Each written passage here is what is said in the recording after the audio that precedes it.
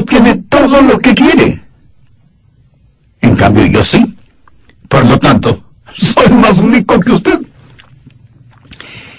En Eclesiastés 5:10 leemos: el que ama el dinero no se saciará de dinero.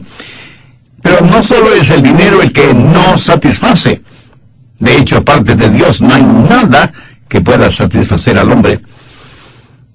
Se cuenta de un pequeño niño a quien le gustaban muchos los pancakes. Era un verdadero glotón comiendo.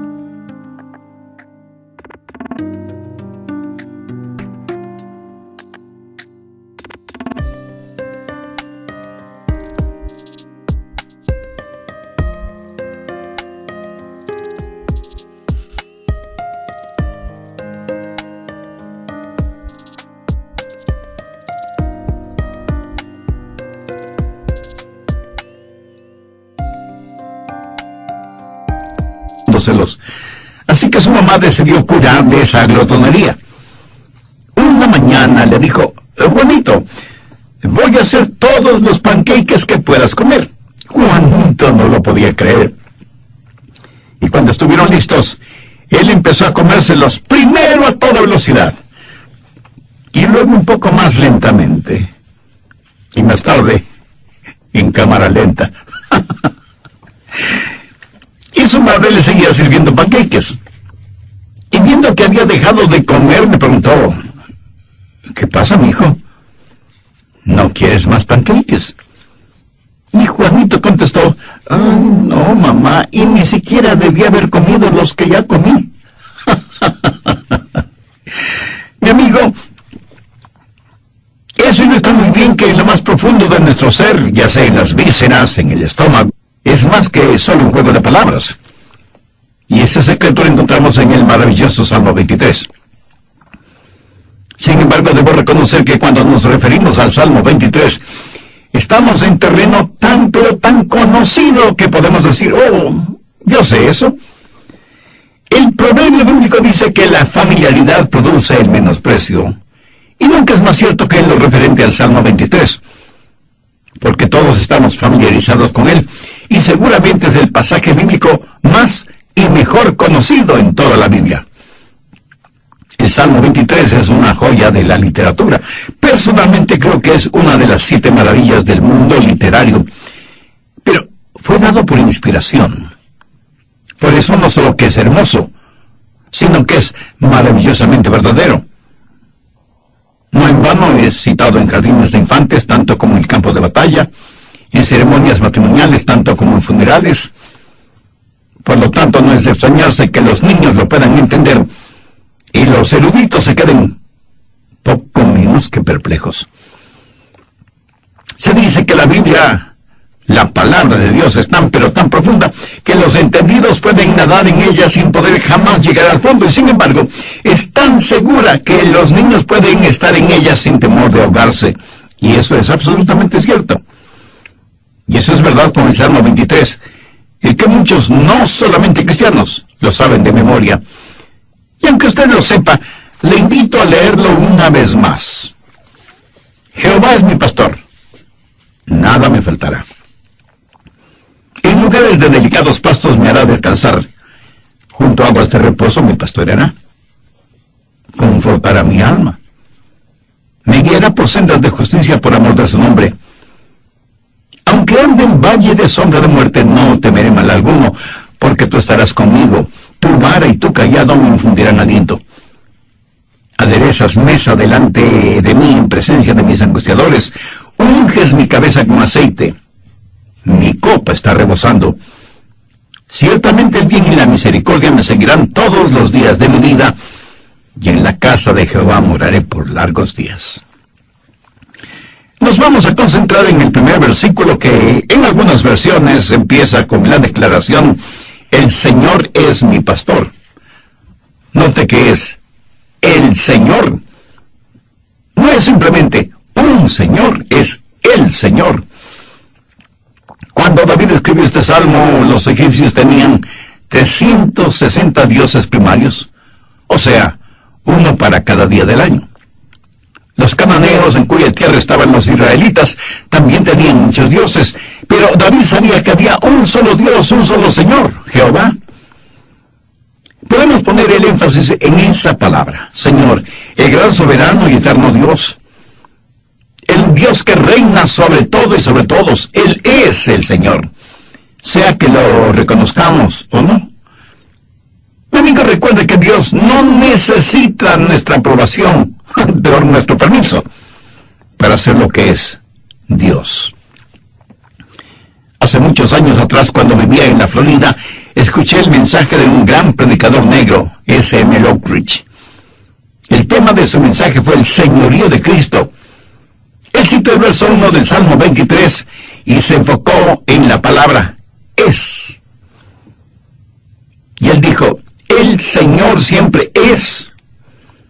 No es que será, sino que siempre es.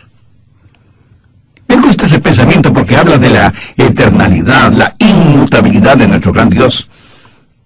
No se pueden aplicar los tiempos verbales cuando se habla acerca de Dios. El Señor es mi pastor. Note aquí cómo se personaliza el asunto. Es mi pastor.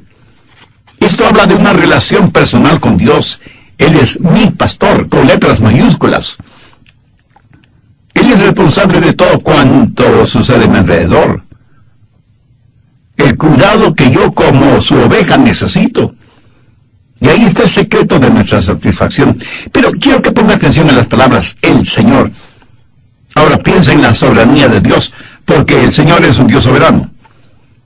Algunas versiones de la Biblia, como la Reina Valera, dicen: para los judíos el nombre Jehová o Yahweh es total y completamente sagrado.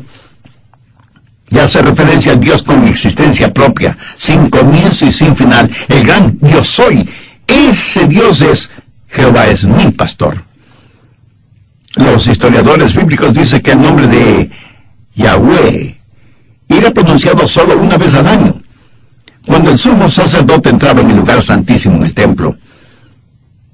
Y cuando un escriba estaba traduciendo las escrituras y encontraba la palabra Yahweh, dejaba la pluma, y esto es literal, dejaba la pluma con la cual estaba escribiendo y utilizaba una pluma nueva para escribir Yahweh. Esa clase de Dios es: Jehová es mi pastor. Ahora hay que entender lo que David está diciendo cuando clama Jehová es mi pastor, o el Señor es mi pastor. El evangelista Ángel Martínez, experto en el uso del español, dice lo siguiente acerca de Jehová: Dios, que creó todo cuanto existe en el mundo, el que prendió el sol y puso las miríadas de estrellas en el espacio, ese Dios es mi pastor. El que extendió la hermosa alfombra verde sobre la tierra e hizo brotar una auténtica sinfonía de flores, y apisonó la tierra para formar valles y las arrugó para formar las montañas. El que tomó las canciones de los serafines y las cubrió con plumas para regalarnos los colibríes o picaflores. El que formó el arco iris y lo transformó en bufanda para ponerlo en los hombros de las tormentas. Ese Dios es mi pastor. El que cada día baja las cortinas de la noche y con la puesta del sol dispara los fuegos artificiales de las estrellas y asombra nuestra visión con el aterciopelado manto del espacio infinito. Ese Dios es mi pastor. ¡Qué hermoso! Frente a esa exquisita página, más espiritual que literaria, yo solamente puedo decir amén y amén. Al leer el verso 1 del Salmo 23, vemos lo que bien podemos llamar un Dios soberano, Jehová, Yahweh, el gran Yo soy, que gobierna sobre todo lo creado. Y sin embargo, David lo hace tan personal, tan íntimo al decir: Jehová es mi pastor. Ahora, nunca se olvide que el Jehová del Antiguo Testamento es el Jesús del Nuevo Testamento. Cuando decimos Jehová, estamos hablando de su divinidad. Cuando decimos pastor, estamos hablando de su humanidad.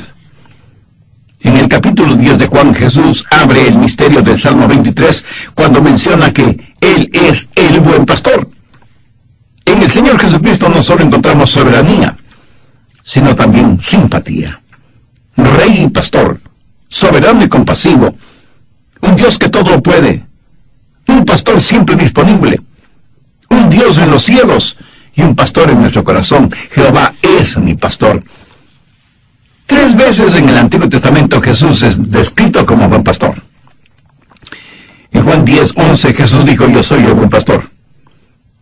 Ahora cualquier pastor puede perder la vida por sus ovejas. Pero no es eso lo que Jesús dijo. Él dijo: el buen pastor da su vida por las ovejas. ¿Sabe usted que en la historia de la humanidad ha habido solo una persona que voluntariamente escogió morir por otros? Su nombre es Jesús. Y algunos de ustedes me dirán: pastor, eso no es cierto. Los suicidas y los terroristas suicidas escogen el morir. ¿Cierto? Escogen el morir, pero no para salvar a nadie. ¿Lo entiende?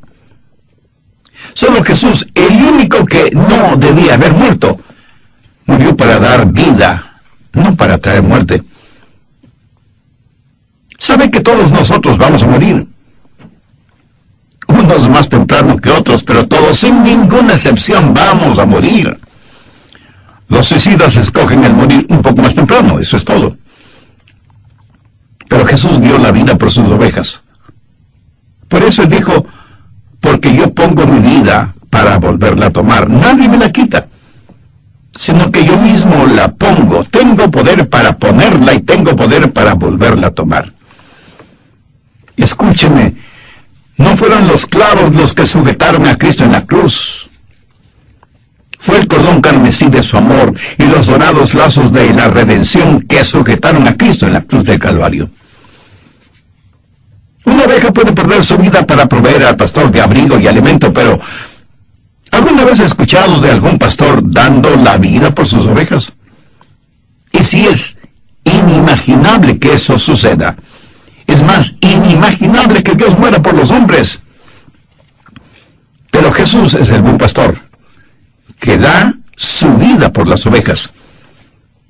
Ahora escúcheme, cuando el buen pastor puso su vida por sus ovejas, Él se enfrentó con el castigo por el pecado, porque como Pablo lo dijera, porque la paga del pecado es muerte. Y eso es lo que Cristo hizo, pagar por nuestros pecados.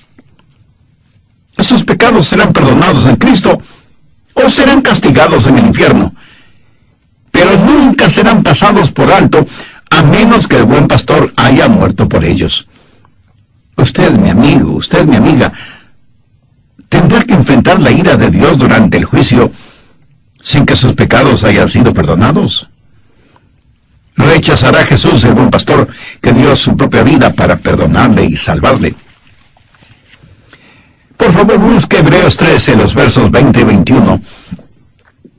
Y el Dios de paz que resucitó de los muertos a nuestro Señor Jesucristo, y el gran pastor de las ovejas, por la sangre del pacto eterno, os haga aptos en toda buena obra para que hagáis su voluntad, haciendo Él en vosotros lo que es agradable delante de Él por Jesucristo, al cual sea la gloria por los siglos de los siglos. Amén. Pregunto, ¿de qué serviría un buen pastor si estuviera muerto? Todos nosotros como ovejas nos hemos extraviado. Hemos seguido nuestros propios caminos.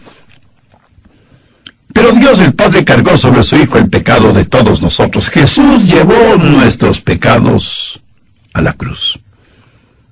Él sufrió el castigo que nosotros merecíamos.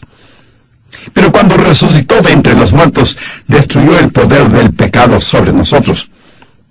Así que no solo es nuestro buen pastor, sino que también murió en la cruz en lugar de nosotros. Como lo dijo David: me guiará por sendas de justicia por amor de su nombre.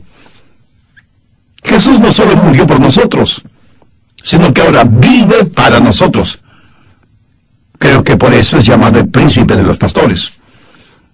En 1 de Pedro 5:4, Pedro dice: y cuando aparezca el príncipe de los pastores, vosotros recibiréis la corona incorruptible de gloria. Amigo, bien podemos resumir el ministerio del Señor Jesucristo en la siguiente forma. Primero, como el buen pastor, Él tiene que ser bueno para morir por nuestros pecados. Segundo, como el gran pastor, tiene que ser grande para hacer lo que hizo, resucitar de entre los muertos y eliminar no solo la pena por nuestro pecado, sino también librarnos del poder del pecado. Tercero, como el príncipe de los pastores, Él pronto regresará para liberarnos de la presencia del pecado. Piensa en lo siguiente: Jesús pronto regresará. Le diré que mientras más leo periódicos y revistas, y mientras más escucho y veo lo que sucede alrededor del mundo, más convencido estoy de que la segunda venida del Señor está más cerca de lo que pensamos. Una de las hermosas cosas que tiene la Biblia son las pequeñas y significativas señales de inspiración, que en realidad son grandes señales si es que las vemos como debemos verlas. Por ejemplo, hay 3 salmos que forman un extraordinario tríptico: Salmos 22, 23 y 24. En el Salmo 22 encontramos la crucifixión de Cristo. Recuerden que este salmo fue escrito como si su autor hubiera estado presente al pie de la cruz. Echaron suerte sobre sus ropas, perforaron sus manos y sus pies, se escucharon hirientes palabras, insultos de parte de sus enemigos. Todo esto lo encontramos en el Salmo 22. Estos son los salmos proféticos que se cumplieron al pie de la letra en la vida de Jesús. Asimismo se cumplirá Juan 5:14. De cierto os digo, el que oye mi palabra y cree al que me envió, tiene vida eterna, y no vendrá condenación, mas ha pasado de muerte a vida. El tener a Jesucristo como su Salvador y Señor es el verdadero secreto de la satisfacción.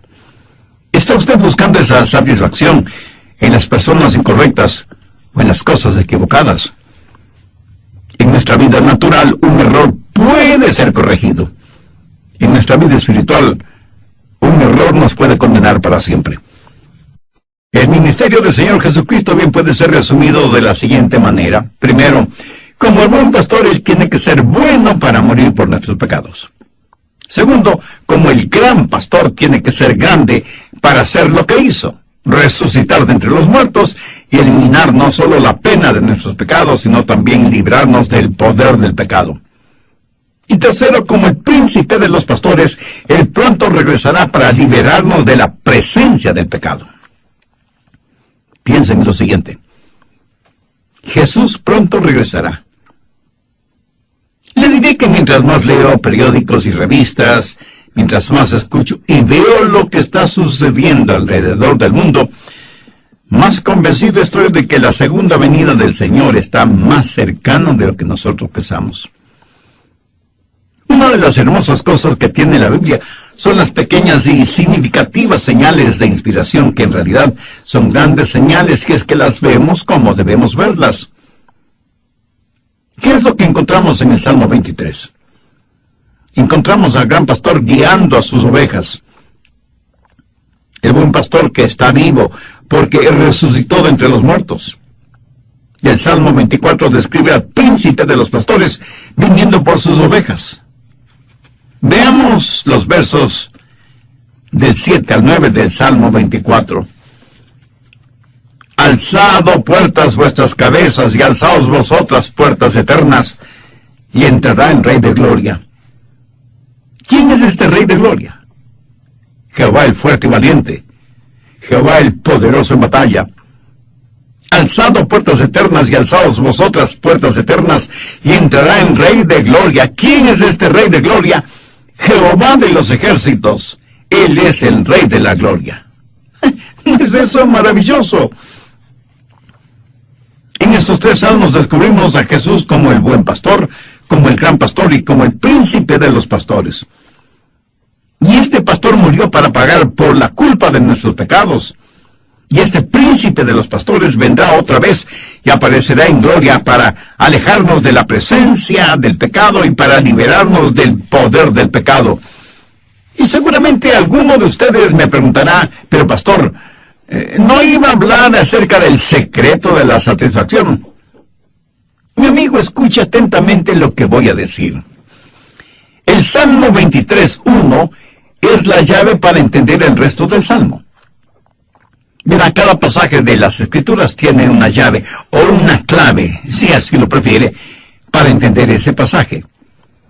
En el Salmo 23, la llave está colgada allí, en la puerta principal.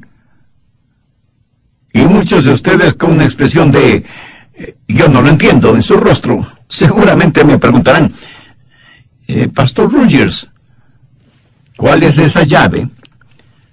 Bueno, dicen que las cosas que están más a la vista son las que menos se ven. En el caso que nos ocupa, la llave o clave es la siguiente.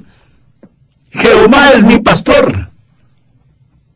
Nada me faltará. Usted tiene un soberano, Jehová. Usted tiene un pastor, Jesús. ¿Quién es el Jehová pastor de nuestras vidas? La soberanía de Dios y el cuidado del pastor es el secreto de la satisfacción. Jehová es mi pastor, nada me faltará. De paso, permítame decirle que esa es la única manera de tener satisfacción. Usted nunca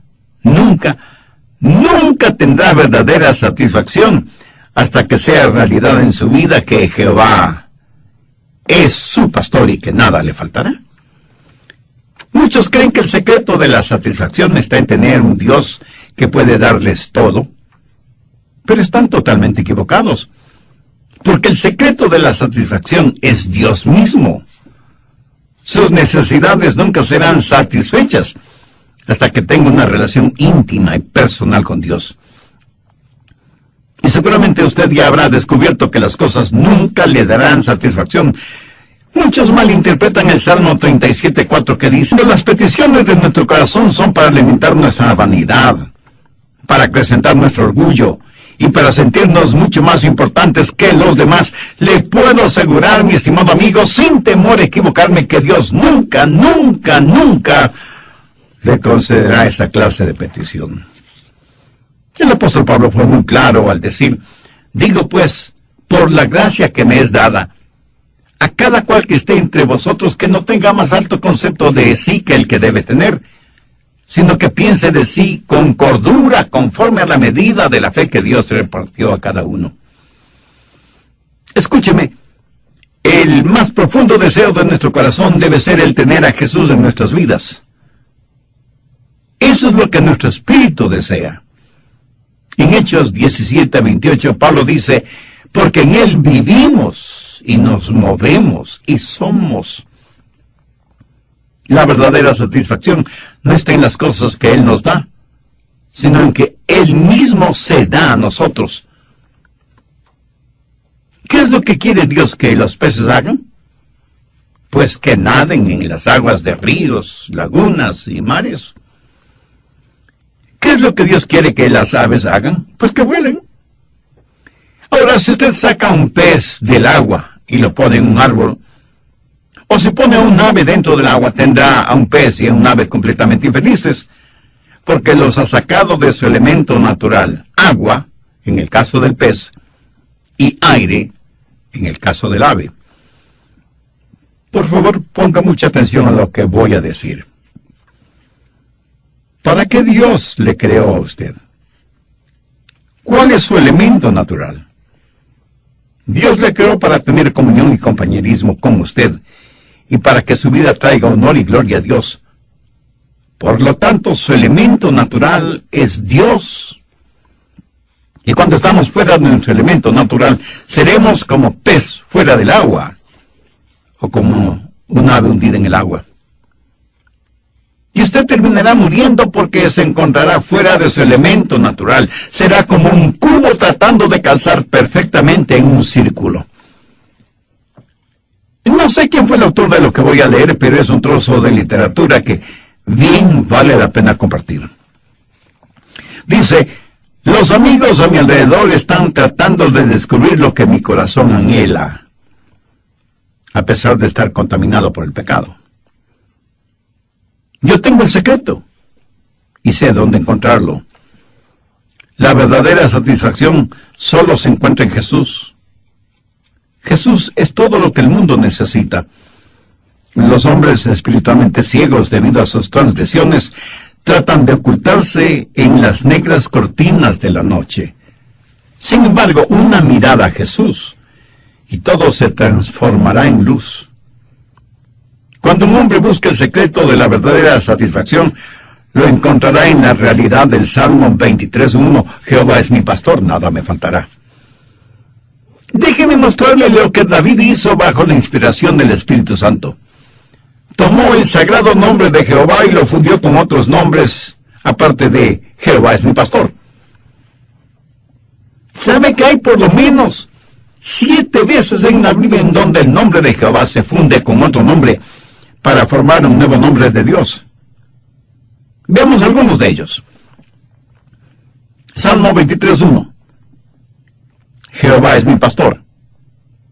Jehová Ra. Génesis 22:8.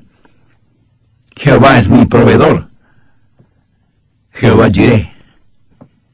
Éxodo 15:26.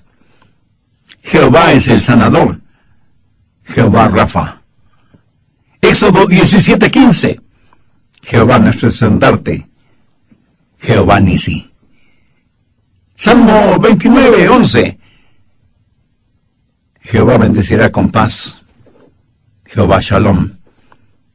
Salmo 11:7. Porque Jehová es justo. Jehová Sideku. Ezequiel 48:35. Jehová siempre presente. Jehová Sama. Estos 7 nombres son para Dios. Ahora usted puede entender un poco mejor cuando David dijo, Jehová es mi pastor.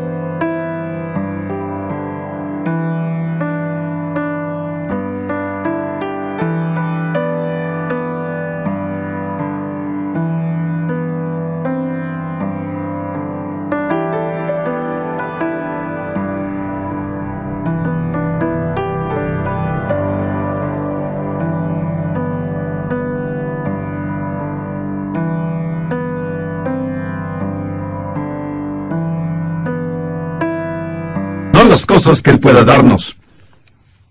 Permítame preguntarle, ¿es Jehová su pastor? Si no lo es, ¿sabe cómo puede ser Jehová su pastor?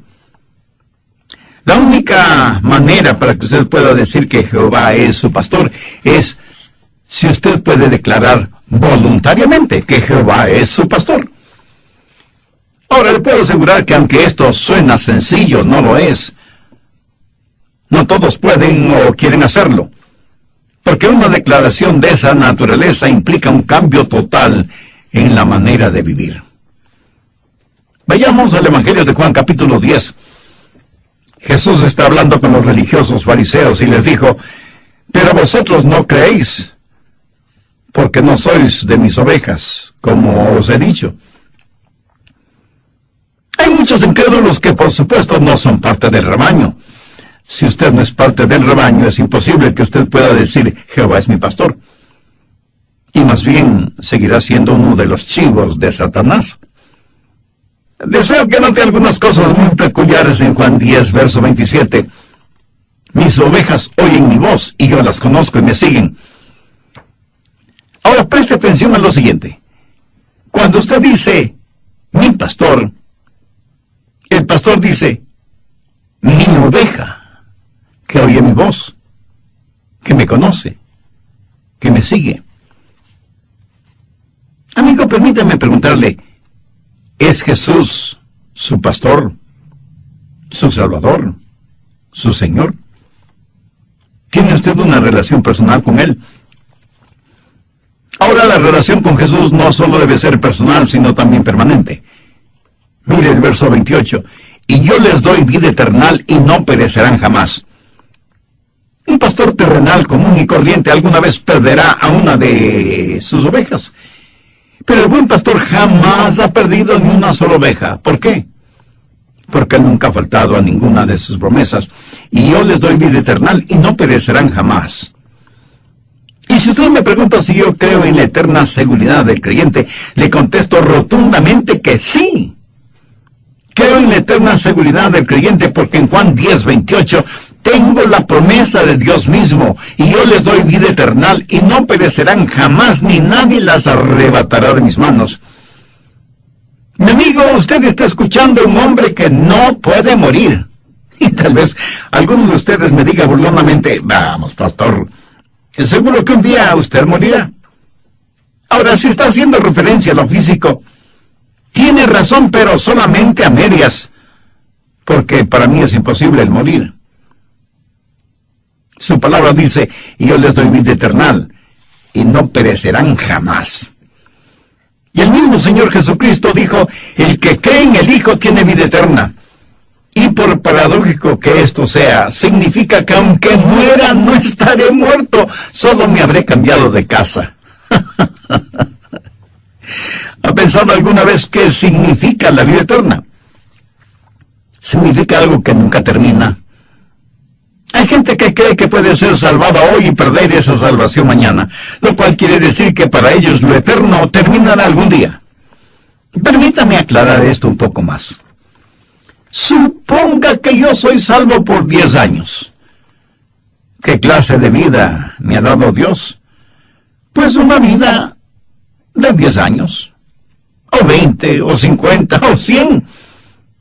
El número de años de vida que sean, si la pierdo entonces no fue vida eterna. Pero Jesús dijo que nos daba vida eterna y que no la perderíamos jamás. Así que es una relación personal y permanente. Y la razón de que sea permanente es porque es una relación protegida. Leamos el verso 29. Mi Padre que me las dio es mayor que todos, y nadie las puede arrebatar de la mano de mi Padre. Cuando usted es salvo, está protegido por la poderosa mano de Dios. Jehová es mi pastor.